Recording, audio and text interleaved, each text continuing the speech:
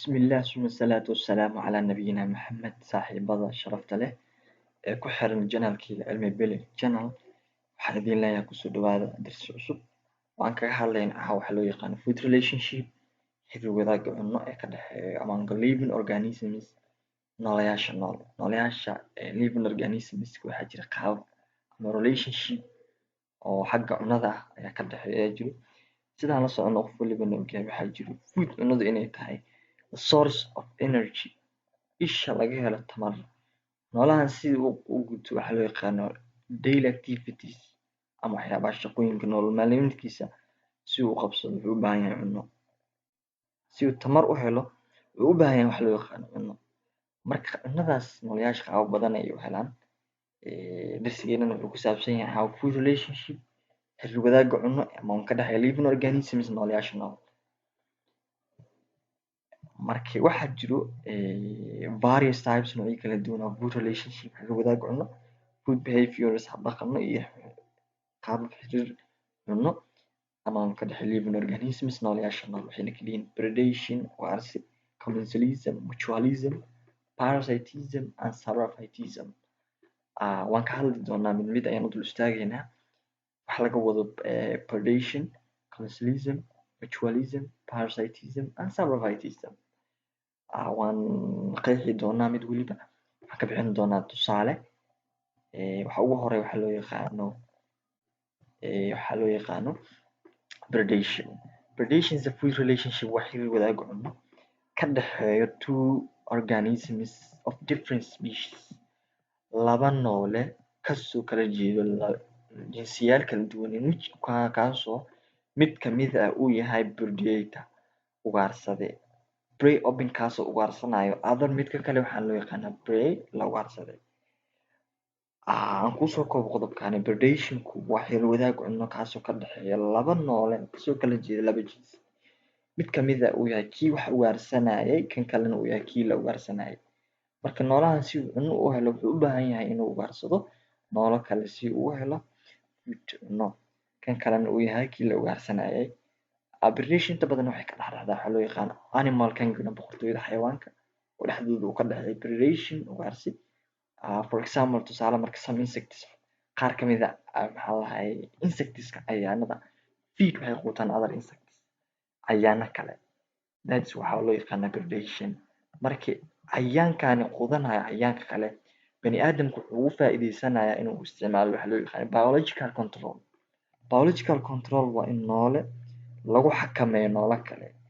si aan la socono insectsku waxay caqabad ku yihiin ama ay waxyeeleeyaan wax soo saarka crops dalagyada marka insectskaas si looga gaashaanto ama looga baxsado damageka ay ku sameynayaan cropska waxaa loo isticmaalayaa as naturally waxa loo yaqaan biological control in insectska lagu xakameeyo si loo baabi'iyo insectskaas waxyeeleynayo cropska tusaale markii ku saabsan predation bisadu waxay ugaarsataa rat cat waa predator halka rat uu yahay prey bisadu waxa ugaarsanaysa raadkan dooligana waxa waa kii la ugaarsanayay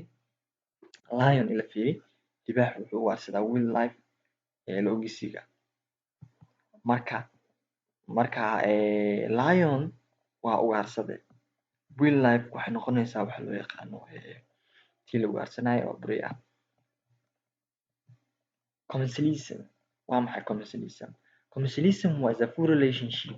waa xiriir wadaag cunno ka dhexeeya two organisms laba noole of different species ee kasoo kala jeeda waxaa loo yaqaano jinsiyo kala duwan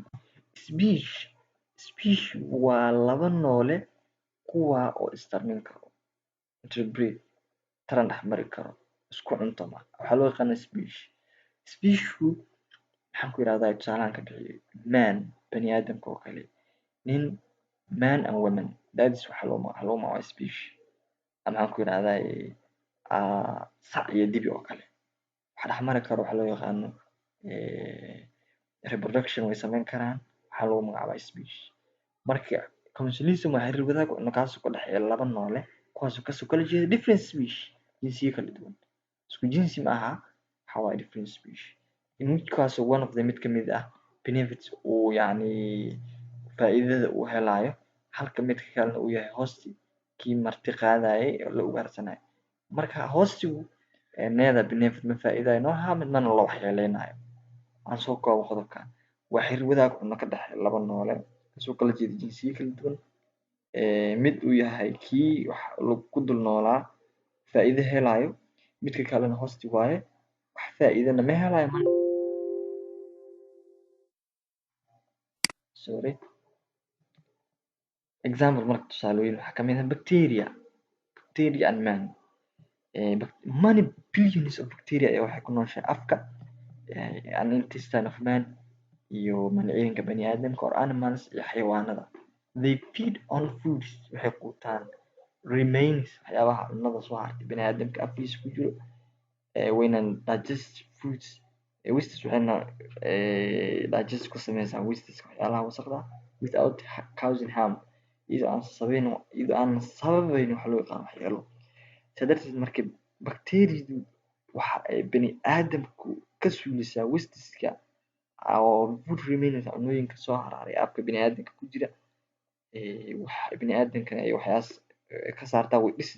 wasteska ayna ka saartaa iyadana waxay ka heshaa cunno sidaa darteed marka xiriir wadaag waxaa waa conventionalism. Mutualism waxaa waaye mutualism is a food relationship waa xiriir wadaag cunno ka dhexeeya laba noole oo kasoo kala jeeda different species jinsiyo kala duwan mid ka mid ah both of them labadooda waxay qabaan faa'iido midna lama waxyeeleynayo example waxaa ka mid ah plant pollinators baxliyaasha dhirta dhirtaba dhirta waxaa si taran u sameyso u baahan tahay waxa loo yaqaano pollination baxlintaas iyada waxaa ka qayb qaata waxa loo yaqaano insectskaas iyaga ah dhirta waxay ka qaataan waxa loo yaqaano nectar ubaxa flowerka ubaxaas ay ka qaadanayaan insectskaas faa'iido ayay ku qabaan dhirtani maxaan ku irahdaa waxay ku sameynaysaa reproduction pollination that is relationship mutualism waa xiriir faa'iido ah labadaba plants and microbes dhirta iyo maaragtooyinka dhirtu waxaa jirta waxa loo yaqaano bacteria ku nool xididka weyn badan waxaa ka mid ah rhizobia bacteria la ayaa jirta ku nool xididka ligamenteska weliba qaybta noduleska bacterias waxa faa'iido ugu qabtaa dhirtu inay usoo sameyso waxa loo yaqaano nitrogen fixation ay u sameysaa waxay usoo qabataa nitrogenta ku jirta hawada atmosphere-ka kadibna waxay u bedeshaa xididka ayaa wuxuu soo deynayaa hydrogen waxaa lala falgelinayaa nitrogentii hawada laga soo qabtay waxaana loo bedelayaa ammonia dhirta waxay isticmaalaysaa as fertilizers ama nutrient ay isticmaalaysaa marka xiriirkan isaga ah waa xiriir loo yaqaano mutualism xiriir faa'iido labadaba ay qabaan dhirtu faa'iidadaas ay ku qabtaa microbeska meesha hoosta ay ku yihiin marka waxaa jiro waxa loo yaqaano parasitism isaguna waa food relationship xiriir wadaag cunno ka dhexeeyo laba organism kasoo kala jeeda different species halka mid ka mid ah uu yahay parasite mid kalena uu yahay hostiga la waxyeeleynayo tusaale waxaa ka mid ah marka parasiteska tapeworms oo kale gooryaamadan fleas parenchalis typhoids asegmented flatworms waa gooryaamo jiroolayaal ah that are attached to themselves kuwaas waxay ku dhegan yihiin to the inside of the intestine of animals mandhicirinka animalska sida lo'da oo kale doofaarada iyo bani aadamka waxay cunno ka helaan by eating ayagoo cunaya host parasite digestive fleas qayb ka mid ah noolaha ay ku dul nool yihiin cunnada ay ka dhiganayaan kadibna digest ay ku sameynayaan nutrientkii ayayna la wadaagayaan share la sameynayaan marka waxaa jira noocyo loo qeybiyo parasite-ka waxaa jira marka two types laba nooc parasite ah endoparasite ku nool gudaha inside of the body parasite loo yaqaan ectoparasite oo ku nool dibadda bani aadamka jirka sare tusaale waxaa u ah askariska gooryaanka loo yaqaan askariska wuxuu ku nool yahay gudaha mandhicirinka oo inside the body that waxaa lagu magacaabaa ectoparasite dulli ku noole dibadda ku nool ectoparasite waxaa waaye sida flea oo kale boodada oo kale which leaf waxay ku nooshahay on the host noolaha ay ku dul nooshahay waxay kaga nooshahay qaybta sare oo loo yaqaano outside body. Saprophytism waxaa waaye waa kii ugu dambeeyay. Saprophytism is a full relationship waa xiriir wadaag cunno wuxuuna u dhexeeyaa laba organism kamid ah wuxuu ku nool yahay halka kale kan kalena uu yahay mid dhintay. Saprophytism waa xiriir wadaag cunno ka dhexeeya laba noole mid wuu nool yahay midna waxaa waaye waa dead. Wuxuu noqon karaa marka animal wuxuu noqon karaa plant. Tusaale waxaa waa marka moldiga, yeastiga and mushroom.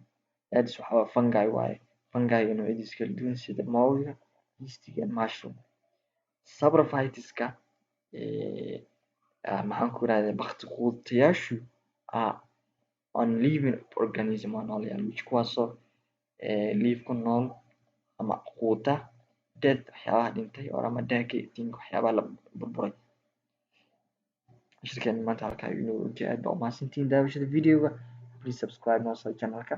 si aan casharo badan u soo gelino. Aad baa u mahadsantahay. Waan kaaga mahadcelinaa daawashada. Aad baa u mahadsantahay.